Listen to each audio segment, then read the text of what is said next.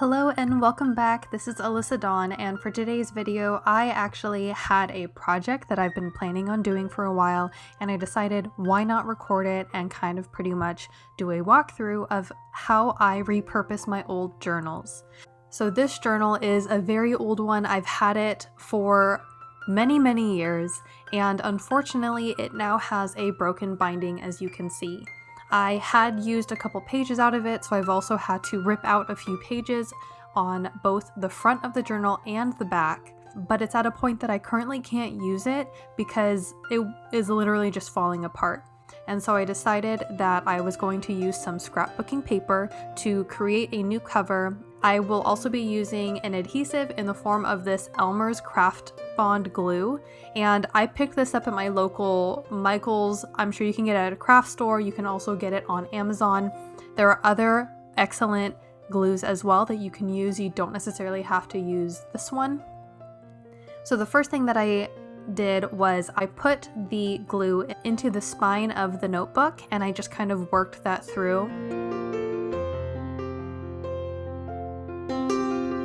The glue will turn more tacky with a bit of time, so my goal right now is just to make sure that I'm attaching the cover to the inside packet of papers.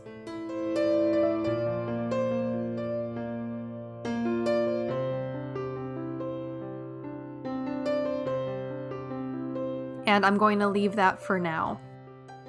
The next thing I did was I grabbed my scrapbooking paper and just kind of decided on how I wanted to lay it out, and then with a ruler I measured the dimensions of my notebook. Whatever notebook you have, definitely measure it out yourself, and then when you have your dimensions, add an additional ½ inch to it before cutting out your paper. With that being said, it definitely does not hurt to cut out a bit more than you think you might need, because as you'll see in a few steps from now, we'll be able to better measure it and then cut it a final time before attaching it to the notebook. So as you can see, I chose two separate types of paper to create my cover. I'll be using this black and white floral print paper to be more so around the spine and just kind of overlapping a couple inches on both the front and the back to help clean up the edges of the paper overall.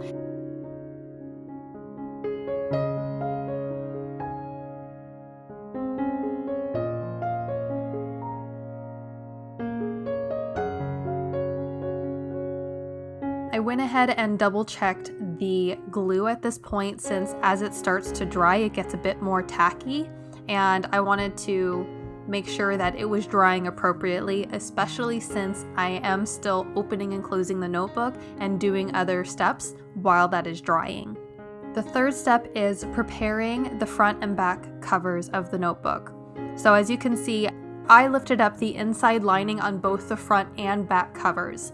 I did this so that way when creating my new cover, I can actually tuck the pages underneath the inside lining, so then that way I don't have to create a new inner lining as well. In order to lift it up, I used one shear on my scissors to help kind of jimmy it under and release it. Have patience while doing this, because you don't want to cut through and tear anything, because then that could potentially create more damage on your notebook that you don't necessarily want to have as you're repurposing it. Once those inner linings were lifted, I moved forward with attaching the new cover. I decided to work on the back side of the notebook first.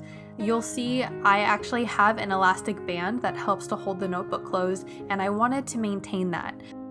In order to cover the notebook while leaving space for the elastic, I measured out to see what the distance was, and I kind of eyeballed it as well and kind of took my time with this. So as you can see, using my ruler, just kind of made a couple dots, remeasured it a couple times, and then I moved forward with cutting it on my paper slicer. Honestly, I don't know what this thing is called, and I don't really feel like looking it up, so it's a paper slicer.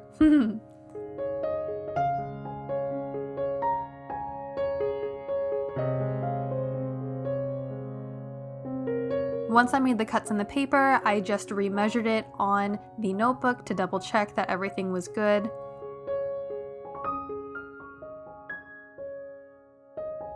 I smoothed out the paper and I started to add some creases so I knew where it was going to be placed on the notebook after I got the glue on it.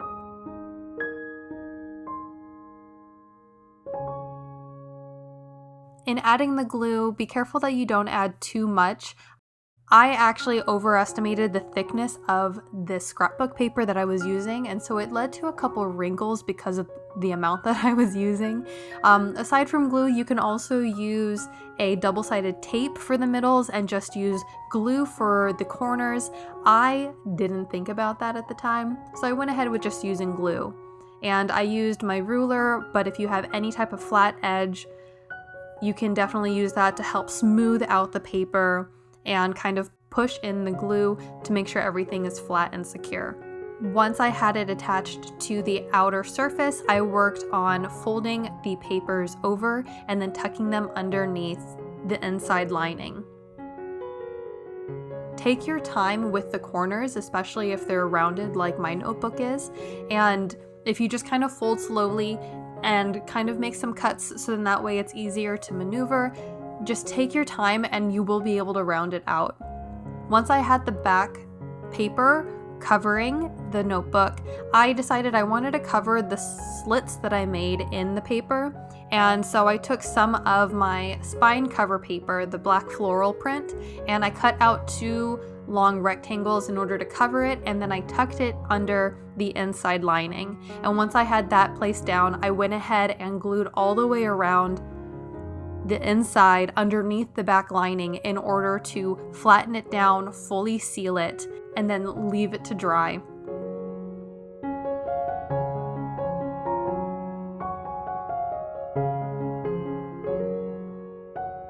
After that, I returned to the back cover paper closest to the spine in order to smooth it out and make sure that I had enough glue.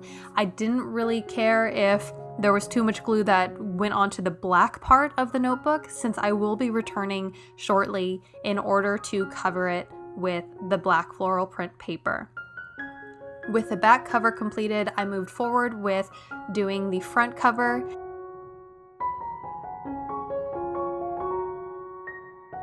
And as you can see, I added a chokerei symbol because I wanted to cleanse this and help energize this, and also because I will be using this journal for being able to track more of my personal journey, my professional growth as a healer, and everything else.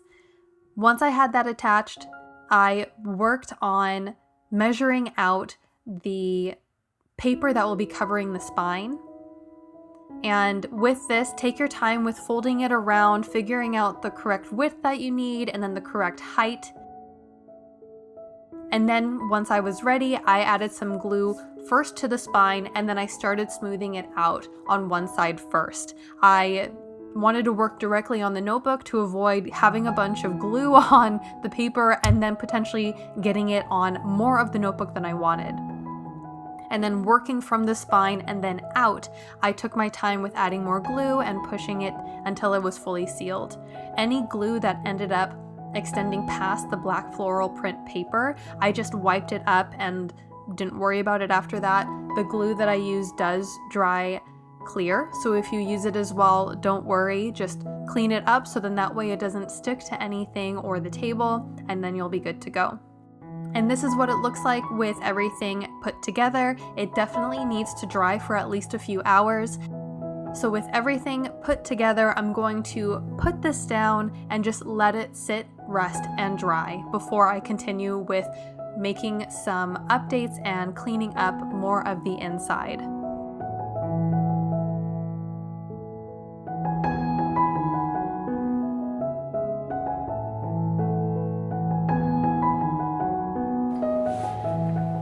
So it's a week later after having already redone the cover and everything and being able to fix the binding and such.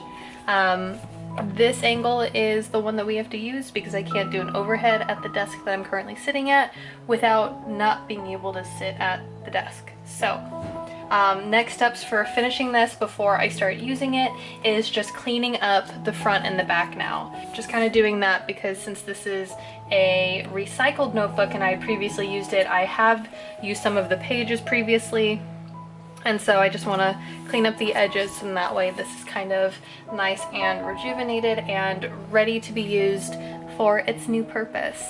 So with that being said, I have a lot of washi tape that I can choose from. I would recommend using one that's a bit thicker, and because of the style of the notebook and everything, I like the idea of having it be more natural. This one has kind of like similar like color, a similar color palette, but this one has more of the overall natural feel that I want. So I'm going to be using this one to clean up the inside edges and everything.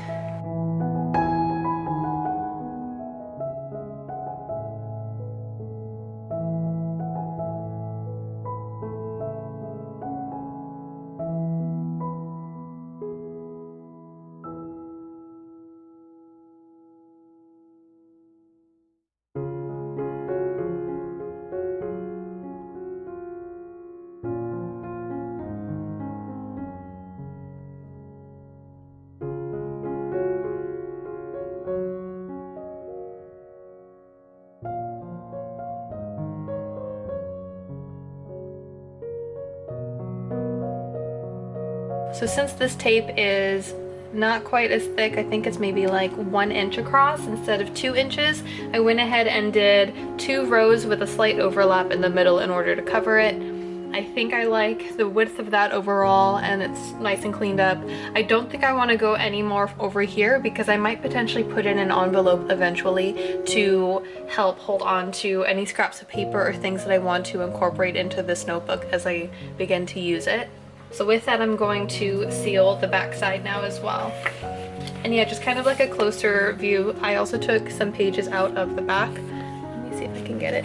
And so the strings and everything that were, the binding pretty much, that was holding the pages in place is what's also showing. So I'm going to be covering all of that up.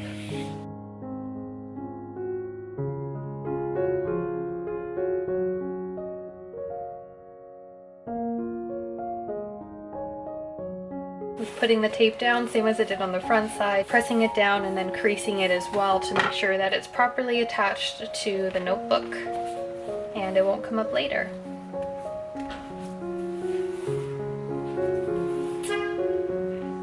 Also, I have the window open because it's a really pretty windy day and I like the sound of the breeze. And then aside from that too, we also have some prayer flags up, and it's really nice to see them have some movement with the wind as it enters our home.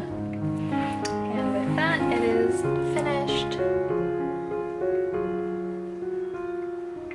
And then you'll notice the front tape is actually wider than the one that I put on the back, and that's simply because there was a bit more paper overhang to cover, and so yeah, I just kind of went with the width that was needed. I also don't care that they aren't similar. This book is definitely going to have a lot of personality to it, and so I don't mind the lack of symmetry.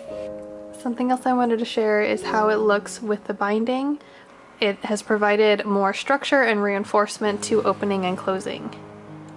Yeah, like honestly what's really cool about repurposing this notebook is I've had this for nearly 10 years now, and I've used it for multiple things, from becoming TEFL certified to teach English to tracking grocery lists, as well as working on budgeting over the years, and I don't know, a bunch of random things that went into living life and the things that I've worked on attaining, the skills that I've learned, ways of expressing myself and everything. And so I'm actually really excited that, because there's still a lot of pages left, now choosing a new purpose that this is, yeah, going to be going towards with filling out and everything.